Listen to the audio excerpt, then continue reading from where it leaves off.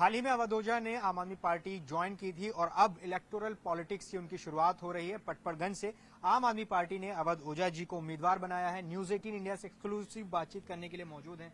अवध जी, सबसे पहले आपको शुभकामनाएं और सबसे पहली प्रतिक्रिया, आपको उम्मीदवार बनाया गया है, क्या चुनौती है, क्या सपना है पटपड़गंज के लिए? बहुत बहुत धन्यवाद। और मैं पटपड़गंज की जनता को सहृदय से धन्यवाद देना चाहता हूं, क्योंकि मैं जानता हूं ये उन्हीं के प्रेम की वजह से हुआ है।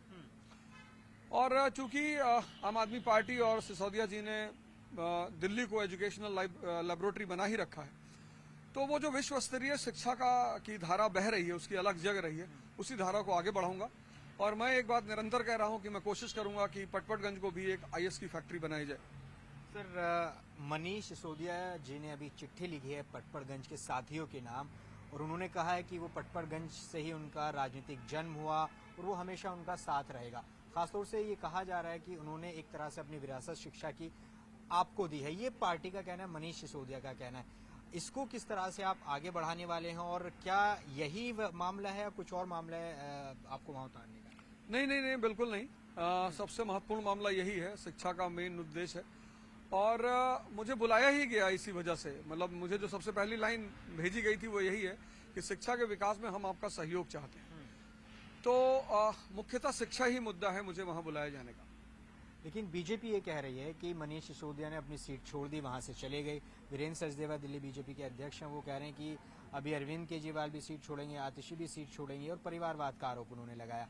इन विपक्ष के हमलों का किस तरह से आप जवाब देंगे? वो ये कह रहे हैं कि सीट छोड़कर वो जंगपुरा चलेंगे। नहीं, मैं तो सिर्फ इतना कहूंगा कि जिस प्रकार हमारे विधानसभाओं में आईआईटी का रिजल्ट बढ़ गया, 2024 में 783 लड़कों ने आईआईटी क्वालिफाई किया, वो हमसे इस पे बात करें। बाकी राजनीति और राजशाही में आरोपों का खेल चलता रहता है।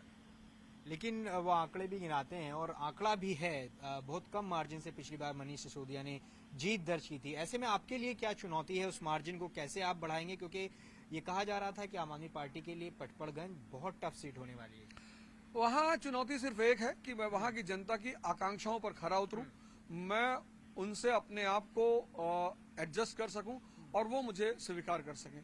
बाकी हार जीत ये सब जनता और परमात्मा के हाथ में है। मनीष सिसोदिया जी से आपकी मुलाकात हुई, क्या टिप्स दिए उन्होंने अपनी विधानसभा से संबंधित? उन्होंने कहा कि पटपड़गंज मेरा घर है, और जैसे मैं अपने घर में रहा हूं, मैं आशा करता हूं कि आप मेरे घर वालों को अपने ही घर वालों की तरह ट्रीट करेंगे।